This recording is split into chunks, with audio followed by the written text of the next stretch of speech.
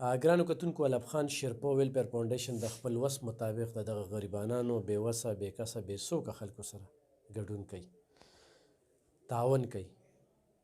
د هغه دوستانو او د خویندو په تعاون سره دا تاسو به وینئ دا دوه خویندې دي، دی د تره زوی دی.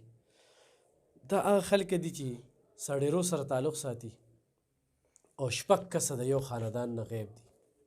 7 کاله وشو، 7 کاله پلار چې نه وي یو، دا 8 رونه خویندې دي او دا 4 دي.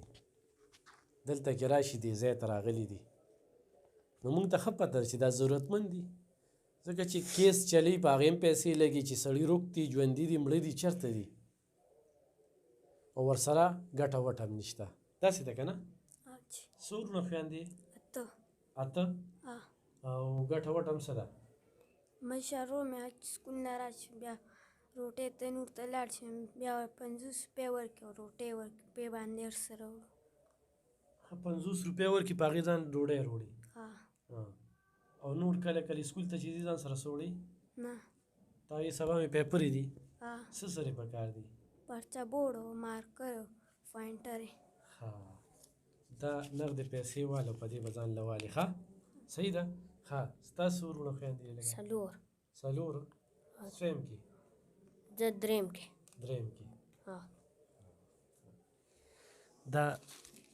دا به د غوړو ټیمګي به ځان سره والې. صحیح ده.